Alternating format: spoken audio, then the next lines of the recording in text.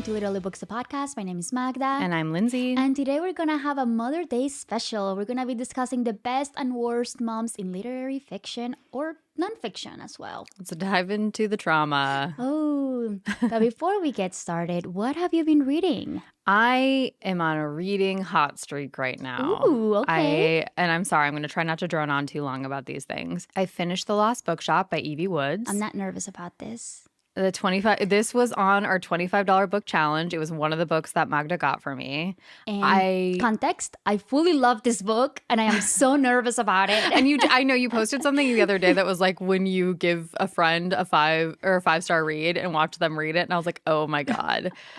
I loved it. I tore through it. Oh my God, I'm so glad. I tore through it and totally honest review. Yeah. There were some things toward the end of the book that I thought came really out of left field.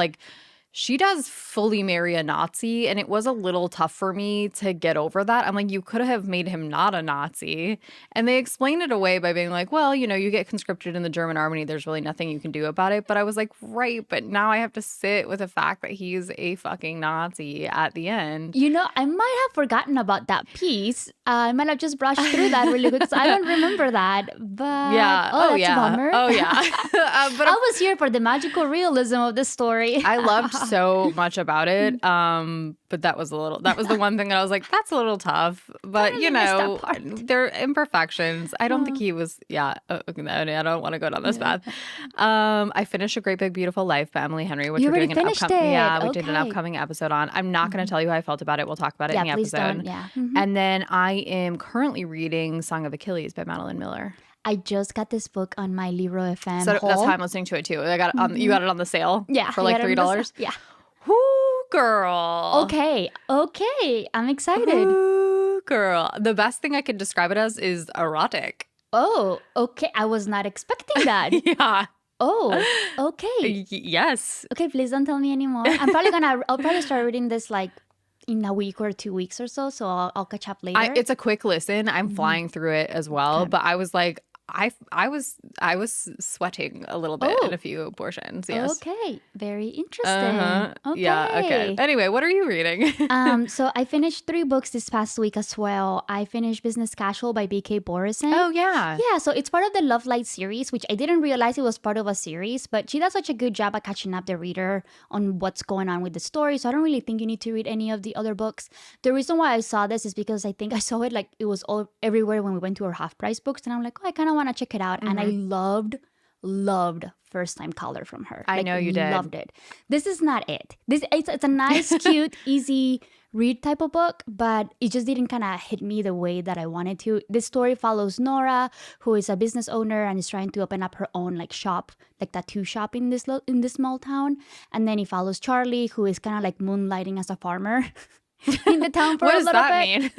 His sister, I feel like that's kind of a commitment job. Yeah. They're like, well, it's only for a month. His sister owns a farm and she's going on her honeymoon. So he's like, don't worry about it. I'm gonna take over the farm for a full month while you're away.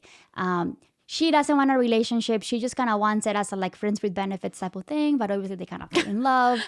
I know that you mean the female main character, but you jump from the sister to that. And I was like, sister doesn't want a commitment. She's just seeing how things go. Okay, yes. I got, let's sorry. That's kind of where we're at. It was a cute, easy read. I give it a good 3 stars. Okay. It is a very, very open door romance. Wide open, chapters on end open. It was for me that kind of took it a little too much, but it was a good, easy, nice read. I don't regret reading it. It was good. It was just I was expecting First Time Color type of writing, and that wasn't it, but it was still good. I'm still glad that I read it. In books and in life, it's I got things to do, so let's get to where we're going and move on. I don't need multiple chapters. Yeah. So but it was fine. It was a good book.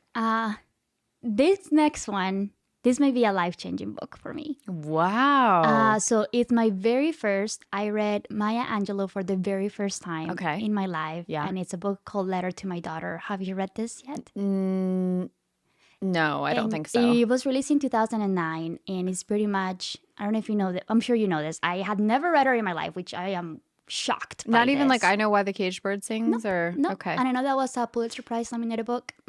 No, I never read it. Mm-hmm. I've seen a few of her quotes here and there. I was just like, oh, and I was looking for memoirs because I think we wanted to read like memoirs for our next book club Yeah, picks. I'm like, yeah. oh, what are some good memoirs to read? And this one came up. And this is a book that is just kind of her talking as if she had a daughter and the wisdom that she wants to impart in life. And I was like, I have like goosebumps. Like, it is just such a Really? well written book and it is just so life changing. All of the life lessons that she talks about are so permanent to everything in life, and I just loved it so much. And she talks about making mistakes, admitting to them, some of the things that she has gone through her life, which is kind of crazy, all the things that she has gone through. One of my favorite things, she talks about like meeting other people's heroes and like admiring them for what they are and what they're so important. And she talks about Celia Cruz and Tito Puentes, which are like salsa king and queens in the Latin community, and like she learned how to speak Spanish for them. And it was just so, I don't know, I am in love with her. I'm actually gonna go buy out more of her reading material. I loved her writing. She's an Her incredible writer. writing I mean, in that's her legacy is hard won. I mean, she's earned it, right? yeah, like, you know, because you know, normally when people talk about like, oh, they're like a literary like icon and like this and that, no, her writing, it's incredible. And what I love about it is that she doesn't need to use these complex syntax structures or complex words to make her point come through, because that's one of the things that I kind of always annoys me about some of these literary people, like really famous writers, that I think they try too hard. She doesn't seem like she's trying at all, and it is so complex and beautiful. And the way that she invokes feelings into her writing, I am in awe of her. Amazing, incredible, an icon. She totally deserves it, and I'm so mad at myself for not having read her before. I'll read this book. I've read a few of her books before. Yeah, she's unmatched. There's something. Yeah. Yeah, It was she's incredible. special. Yeah. So actually, can I read? Okay, can I read one of the Of course quotes you that can. I was just yes, like, please do. oh my god. Okay, hold on, let me find it here. I'm not obliged to know everything. It is sufficient to know what I know, and that what I know may not always be true. I don't know why that little sentence hit me so hard, because I think we work in the tech world as women, and I think we're always kind of in this weird position that like every time that we speak, it has to be the absolute true matter of fact thing, because Yes. otherwise we get looked down. And it's like an everyday struggle. And like I feel like I don't want to make this like a man versus woman type of thing, but men don't have that same pressure that we do when we have to speak up and make decisions. Or they don't feel, it's not even that, yeah, they don't feel concerned about saying something that's untrue. They're like, I'll just circle back later, no biggie. Exactly. Yeah. For us, we can't do that, because then our opinion or suggestions then forever on are gonna be, or like that's how the feeling that I get. Yeah, no, I agree. We're not gonna be taken seriously Yeah. ever again. And I just kind of love that, and I think it hit me at a point that I really needed to hear that, and I just loved it so much. I got this from the library. I'm gonna go out today and buy this book. Are you? Like, this is how much I loved it. Okay, you've convinced me. It's a short read. I'm guessing all of her books are pretty short anyway, but You know what's interesting too is we were talking about this. I actually like this stuck in my mind from a conversation that you and I were having a few weeks ago. It was a very jokey conversation. We were talking about the dire wolves, and I was saying like, oh, I don't know how good it is to be like reviving DNA and then putting things back in the ecosystem. And you're like, oh, it doesn't bother me. We're having like a little light debate, guys. It wasn't a fight. And at one point you just said, yeah, well, I don't really know enough about it, so maybe I just don't need to have an opinion. And I was like, what an undervalued take. Is like, you don't need to have an opinion on everything. Like, if you don't know, it's totally fine to be like, I'm just not informed enough to speak on this. I So don't know about it. I'll get back to you when I am. It's just an interesting quality that I feel like we undervalue in our current society. With Google at our fingertips, everyone feels that they are qualified to speak on everything. Or that they must speak on everything. Hot take, unpopular opinion. And it's like, just say nothing. Yeah, You exactly. don't have to. Exactly. Yeah. But anyways, I love it. Go read Maya Angelou if you haven't. I'm obsessed. Okay. I am obsessed with That's her. very exciting. It's so good. And then the last thing that I read, I'm back to my roots. And I'm so sorry. I probably have That's a real taken wah this- wah after you just said this is the most moving book of my life. And then back to Oh, okay, back to my roots. I think I've told you that I've been let down by the romance book subreddit, that it has given me some really tough picks. I think they have redeemed themselves. Okay. They gave me back a Regency recommendation, like a Regency romance book, and I loved it so much. And it's called The Work of Art by Mimi Matthews. And it is a friends to lovers, marriage of convenience. The main characters are full-on animal lovers. Takes place in the 1800s. It is just beautiful, moving story, full closed-door romance. So you're not gonna get any of like or anything like that. It was just such a beautiful written story. I loved it so much. Sometimes some of the Regency romance books are just kind of like a little cringe, and this one was just wasn't it. It was just such a beautiful story. I have never heard of this book in my life, but yeah, the romance recommendations I read it really came through on this one finally. I love it. If anybody out there, and only this is not for Lindsay, this is just for my Regency lovers out there. Oh, it was so good. I loved it. I'm still it made me kind of flutter my feet when I finished with it. It's kind of that feeling. I needed that. Good. Okay, so that's it. We've been busy this past week. We've been busy. I know. I'm starting other things too. I'm like, I don't have a physical book going right now, and I'm like so excited at the prospect of just opening something new. Mm-hmm. That's why we do this, I think. Yeah, it's exciting. Yeah. Oh. All right, you want to take a little bit of a break? Let's do it. All right, we'll be right back.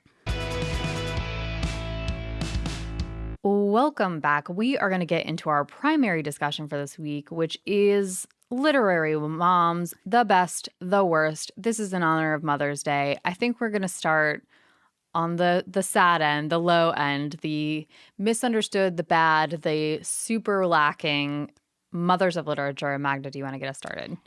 I think this one, it shouldn't come as too much of a surprise, but I'm going with Mrs. Everdeen from The Hunger Games, who is Katniss's mom. If you guys are not familiar with the Hunger Games, let me give you a quick synopsis of it. In what was once North America, the capital of Panem maintains its hold on its 12 districts by forcing them each to select a boy and a girl called tributes to compete in a nationally televised event called the Hunger Games. Every citizen must watch as the youths fight to the death until one remains. Very, very important book in my life. I really enjoyed this whole series.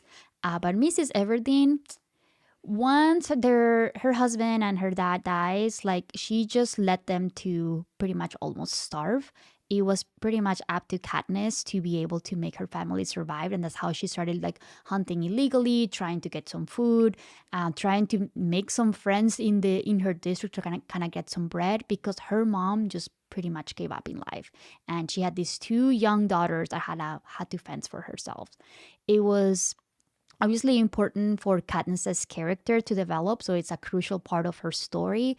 But man, she just did not have the support, and it was just up to Katniss to develop that personality that she had and be able to become a survivor on her own for her sister, pretty much. It was just so sad. It just kind of developed what Katniss' personality is, and I understand that it's important for her character growth, but it was just very disappointing. You know what her character arc reminds me of quite a bit? Of the Akutar dad. I was just thinking that. Yeah. So this reminds me, I forget Archeron. Thank you. of Feyre, Nesta, and Elaine. Mm-hmm. I'm Feyre, and I'm Elaine. Yeah, pretty much. Exactly. That perfectly fits that. We are not big Elaine fans, y'all. And also, we're on the heels of a potential Akutar Book 6 announcement. I know. Maybe when this airs, we'll find out if we were just clowning or what was happening. But anyway, so it just kind of reminded me a lot of that character. What about you? Okay, first one for me is Sammy in a book called With Teeth by Kristen Arnett. Synopsis of this book: it opens with Sammy's son, Samson, being lured away by a stranger at 3 years old. She runs to rescue him while realizing that he willingly went to leave with the man, and he looks up at her completely smiling with a toothy grin, which he'd never done before. The opening provides a window into the dynamic we follow for 18 years, with Sammy struggling with the fear she may not love her son. He often scares her, and she is managing the absence of her wife, who basically doesn't believe that there's anything wrong with Samson at all. It's sort of like a less intense We Need to Talk About Kevin, where you're not sure if Samson is a piece of shit or if Sammy is a piece of shit. But I think I'm going to caveat this. We'll talk about this at the end, my feelings on bad moms. But in terms of this book, Sammy is a quintessentially bad mom because she is what most women fear will happen when they have children, which is that she just doesn't love her son that much. Oh, like that's so she's just not sad. maternal. She struggles to connect with him. And it's just an eerie book about the struggles of motherhood, especially when you have a child who just doesn't seem to connect with you. that has to be probably for all moms that are about to have a baby, like probably that fear of like, what if they don't love me and we don't make that connection? Exactly right. That's probably where that idea comes from. Yeah, like just the lack of connection between your child. That has to be so sad. I and highly recommend it. scary. It's a really nuanced discussion about it. Kristen Arnett is a great writer. She wrote this other book called Mostly Dead Things about a family who taxidermies dead things in Florida. Her writing is not cut and dry. You're not going to know whose side you're on at any given point. But Sammy is like a literary trope of like a mother who just seems to suck because she doesn't love her kids. It's a good one. Oh, sad. Okay, what's your next one, Magda? Okay, this next one I have Lilith Sorrengale from Fourth Wing. Quick synopsis. A young woman is forced into the harsh world of dragon riders at Pasgayat War College despite her fragile physical condition. And why did she have to be forced into it? Because of her mother, Lilith Sorrengale. Again, it's one of those other things that also is very important to the main plot and why Violet needs to go into this part of the college. But Lilith was not the most maternal, did not provide any context as to what's going on, was not very transparent with her. It pushed her daughter to pretty much breaking her body and mentally, trying to force her into a college that it was pretty much like she had like an 80% of dying, if not higher, even knowing full well that Violet was like a pretty fragile person. Like, she has a physical condition that prevents her from being fully like super strong or anything like that. And she just didn't seem to be the best mom. What else you have? Okay, my next one is Marissa from The Golden Compass. I've talked about these books a billion times before. Pullman's book take place in an alternate universe in which people's souls manifest themselves as familiars or daemons. The book follows a young girl, Lyra, and her various adventures while searching for her missing best friend, Roger.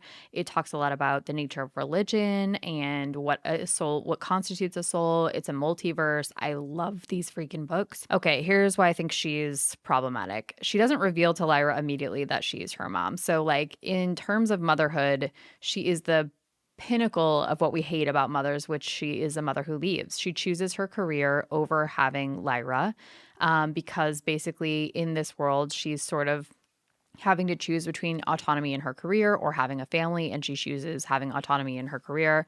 She's super controlling of Lyra. She wants to make her beautiful. She wants her to dress a certain way, and she wants basically for her to hide her power.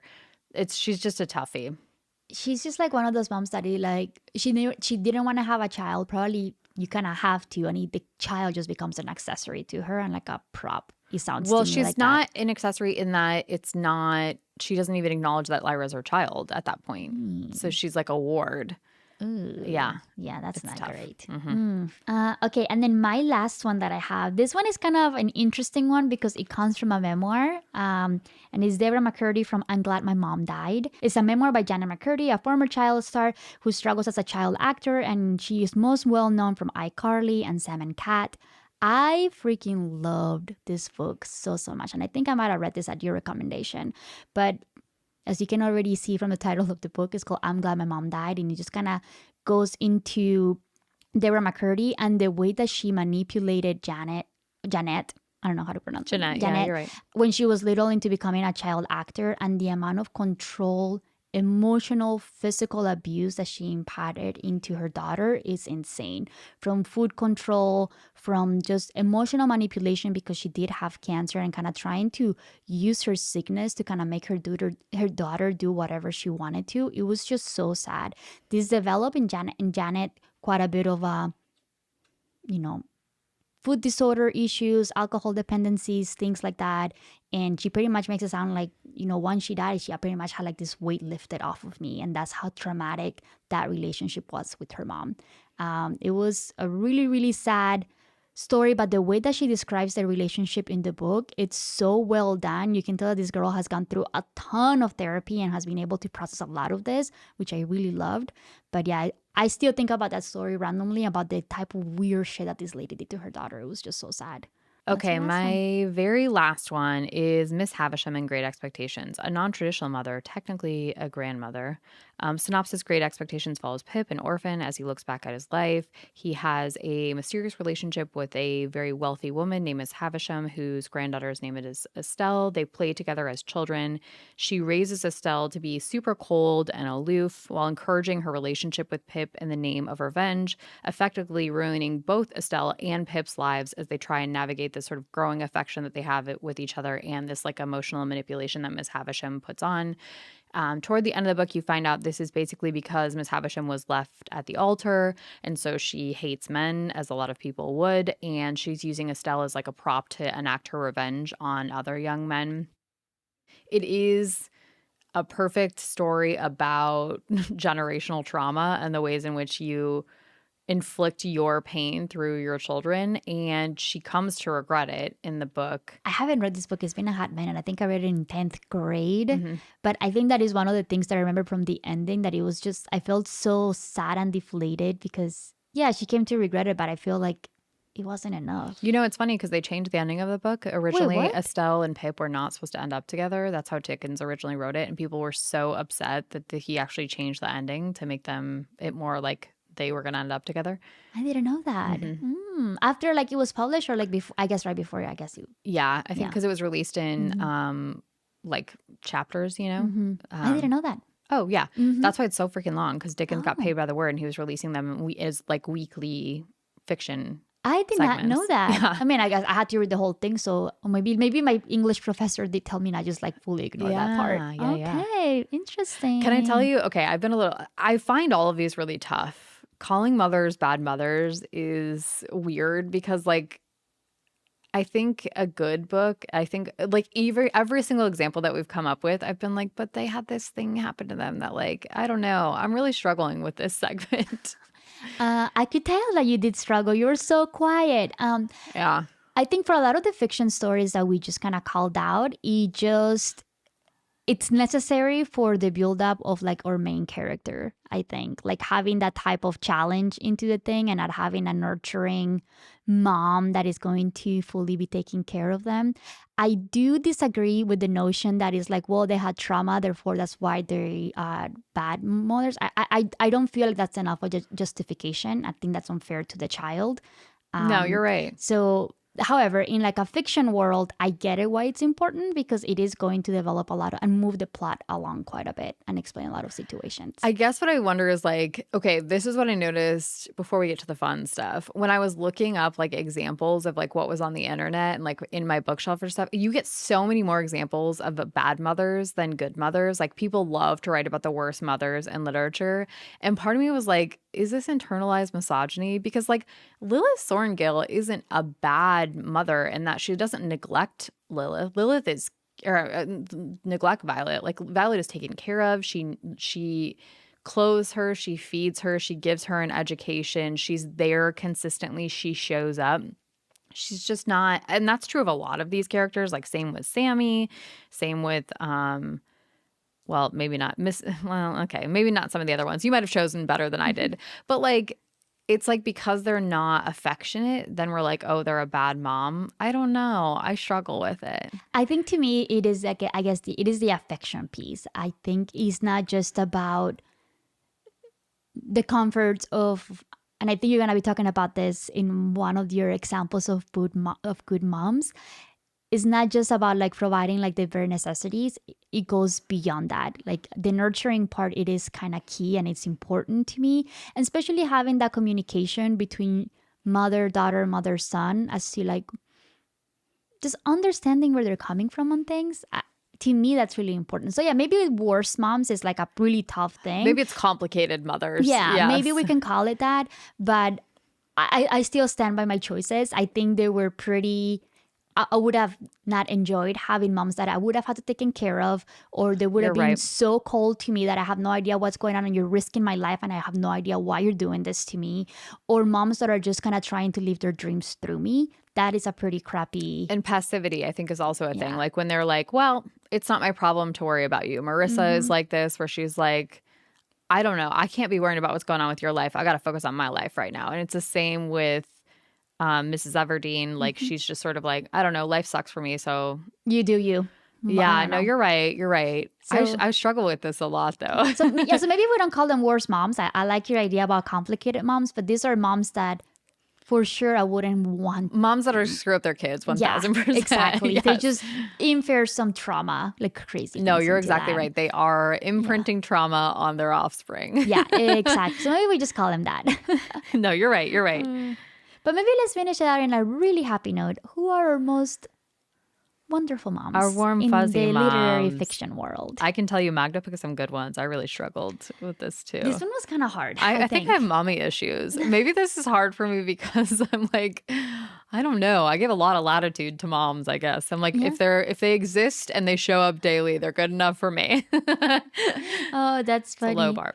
If we were to do this for Father's Day, I have quite a bit of daddy issues, so that's going to be a Oh, problem. literally, it would be a 1-minute episode. It would be Bree's dad from Legendborn would be the only good example that comes to mind. And Incredible. then the everything else in literature would be like every dad that's ever existed in any book. Yeah, they suck. They're the worst. Do better. Oh, Even my the God. worst moms here are better than most of the good dads in books. 100%. Yeah. 100%. Oh, Okay. God. Anyway, All right, let's try that. I do have one example here that I'm really excited. It's from a recent book that I just finished Yes. reading. It's my second call out to this book, which is First Time Caller by B.K. Borison. I love this book so much. And it's Lucy Stone. She is just such a wonderful mom. Listen, this is a person, she was a teenage mother. And she just tried to do everything she could to try to make sure that her daughter Maya had everything she had. She co-parented that kid with her, baby daddy, like nobody's business. The amount of communication and understanding they have between each other is so wonderful. And even though like they were not, they were like a working class family, you can kind of tell the level of understanding that Maya has for her mom as she's continuing to do everything for her daughter. So much so that if you guys don't know, you know what? I didn't even do this. Let me tell you a little bit of the synopsis of the book because I think that's going to make it a little easier. It's a Sleepless in Seattle retelling where Lucy finds herself to be the center of attention after her daughter Maya calls into a radio station looking for a date for her mom. Because Maya kind of understands that her mom is just doing Maya's her whole life. That's it. Like she doesn't have anything outside of Maya and it's just like she's just living her everyday life to make sure that she has everything. She's smart. She has all of the nurturing, everything, whatever you want to call it for Maya. And I think it just kind of shows the appreciation and relationship that they have between each other, that it just kind of makes them have this beautiful mother-daughter relationship. And I love that. I think it was done so well. As you know, I don't like it when young kids are written poorly in a lot of stories. Like that's one of the things that can make me DNF a lot of the books. And Maya was just written so beautiful in this book and I loved it. Oh, it just warms my heart. you're convincing me to read this book. Oh, so good. What about you? Okay, my first one is Marmee from Little Women by Louisa May Alcott. This is one of my favorite books of all time. I think that you said you were thinking about reading it. Or I'm listening to currently reading it right You're now. currently reading it? Yeah. Mhm. Oh, we didn't talk about this at the top of the episode. I You're not far enough into it. I'm 50% through it. Oh, what? Yeah, I'll talk about it next week. Okay. Once I'm done with it. Okay. Little Women is a coming of age tale following the March sisters, Meg, Jo, Beth, and Amy, as they come of age during the Civil War, navigating life in their father's absence as he serves as a chaplain for the Union Army. Okay, Marmee is the perfect cross section of someone who wants to make her girls feel safe, someone who encourages her girls to be more fully themselves in whatever that looks like for their individual personalities. One of the reasons that I love this book so much is that the four sisters are very different and their goals in life are very different. And Marmee just accepts them and says, cool, like do what you want to do, but be the most of that thing that you can be. Particularly with our main character, Jo, who is our writer, who is our into the book. Like they have all of these plays, she like encourages them, and she's super selfless. So even though they're kind of not well off at this point in the book, their husband is away, it's during the Civil War, we have a moment on Christmas Eve where she brings their food to the town and is feeding people and caring for the sick, and you can see it in her girls. And I actually highlighted a few sentences where you can see that she's also a freaking feminist in the 1860s, and it's very cool. So she says, if you feel your value lies in merely being decorative, I fear that someday that you might find believing that that's all that you really are. She also says the love, respect, and confidence of my children was the sweetest reward I could receive for my efforts to be the woman I would have them copy. It is one of the things that stood out to me. I'm not done with the book yet, but one of the things, one of the sentences that stood out to me the most, and I don't have it because I'm doing it through my public library. She talks about like her daughters Joe and I think Beth were talking to her daughter about like what kind of plans do you have for us? You must have like a plan for us. And she's like, of course I have a plan. Let me tell you what it is. And it's like, I want my daughters to grow up and be completely happy, be self-assured with who they are, and that they're going to be living their best life possible or I have the something quote. along those I lines. have it. You Do you have want it? it? Yeah. It's money is a needful and precious thing, and when well used, a noble thing. But I never want you to think it is the first or only prize to strive for. I'd rather see you poor men's wives if you were happy, beloved, contented, than queens on thrones without self-respect and peace. That's it.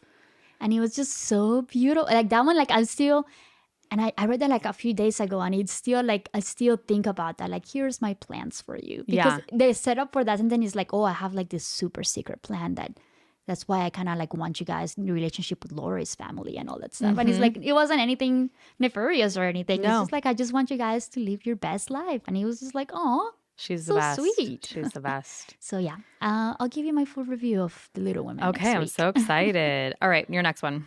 Okay, and then the last one that I have is Elizabeth Zott in Lessons in Chemistry. A quick synopsis of the book tells the story of Elizabeth Zott, who becomes beloved cooking show host in the 1960s Southern California after being fired as a chemist 4 years earlier. This is another one that she is not the warmest mother. Like, she doesn't have like that sweet, like, oh my gosh, I want to give you a hug type of mom, but she will do anything and everything to make sure that her daughter Mad is well taken care of. She's smart. She, does from her food intake to the schooling to her friends, everything. She's such a full, involved mother. And again, this is one of those things, like, I don't expect the good moms to be like super nurturing, but I want them to be there present and like talking to them as if they're like, building that relationship between the two of them. And she did that so beautifully here. And I just loved it. And it's one of those that like is not a type. It's not the stereotypical mom of like, she's a stay-home mom and like she just did everything for, it's not that. It's a very unconventional mother-daughter relationship, especially for the 1960s. But you can tell that she will do anything for her mother. And I even kind of got the vibe that I didn't even think she knew if she wanted to be a mom. She just kind of ended up pregnant as a single mom. And it just she did the best that she could, and it turned out great. And I loved it. Yeah, and she gave Mad the space to be who she was. I think that's what we like in our good mothers. Exactly. Yeah.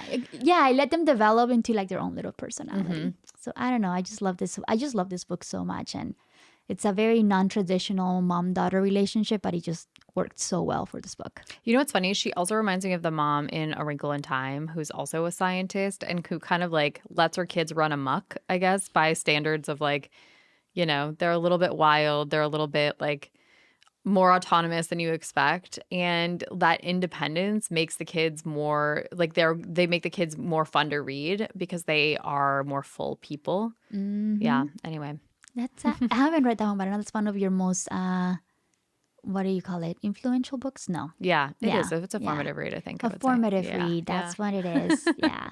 And just I accept moms from all kinds. I just want them to be good moms. You do. You do. Maybe I just like need to have a higher bar for what parenting should look like. I don't know. Okay, my very last one is one that you introduced me to, and that's Martha Ballard from Frozen River by Ariel Lewan. This is such a great choice, and I cannot believe I didn't even think about this. Oh, great choice. Great choice. So the synopsis of the book, it's a historical fiction centering around the life of an 18th century midwife named Martha Ballard. It's part fiction, part murder mystery. And she had delivered over, what did you say, 10,000? 1,000. 1,000 babies with no losses of the mother or the child. In this book, she is a mother of a lot of kids. I think it's like 7 kids or something like that. Each of the kids is different. She is so in love with her children and the children that she brings into the world. And it's interesting because even in the book, she has sort of a strained relationship with one of her children. And you still get the sense of like it's only strained because she just wants him to be safe and protected, and she feels like he's making decisions that are kind of counterintuitive to that. And they still manage to work through it. Like, he's still around. I don't know. She just seems like the kind of mom where you're just like, you have respect for what she can do. She's just a cool person, and then also a cool person who's obsessed with her kids. Yeah, and like her kids like fully respect her too. Like they never lied to her. Like even if when they were trying to hide things, like she would just go and ask them straight up, and then they're like, "Okay, yeah, this is what happened." Exactly, you're Like, exactly right. I love that. Like Yeah. it's just like that level of respect that they had for her. It was just so beautiful. Yeah. Oh, such a great example, Lindsay. Thanks to you. love this I book. really like that book. Yeah. Yeah, it was a good book. And it's one of those too that like the more I think about it too, I'm like, okay, this is probably gonna be one of my top reads of this year. Yeah. Wow. So I'm starting Okay. to put together because we're kind of getting close to our mid-year review. I can't. So I'm starting to kind of put together like, okay, which are the books that I'm really like life-changing things, and this one is, I don't know if it's life-changing, but it's pretty up there. But It's like I love super it. satisfying. Yeah, You like want to that's see it. her win. Exactly. Just and the ending. Oh, so good. Love the ending. She also has the best relationship that I've seen in a book in a long time with her husband, where they like have so much chemistry in the way that like people have been together have chemistry. So it's not like that spark, but it's like a low simmer at all times. I loved it.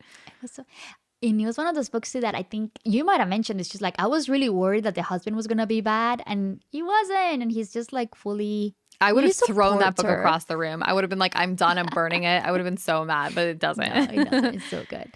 Oh my goodness. Anyways, happy Mother's Day to everybody out there, to the misunderstood moms and the really good moms out there. Everybody. Yes. Happy Mother's Day. Happy mothers who are not mothers. Happy dog moms. Cat moms. Yes. Plant Lizard moms. Whatever, however you identified as a mom. Happy birthday, Mother Earth. Whatever. Whatever that means for you. Whatever definition you have. Yeah, hope you guys have a wonderful Mother's Day, and I think we'll see you next time. Thank you for listening to Literally Books, the podcast. Where we say what we read. And we mean what we say. Bye.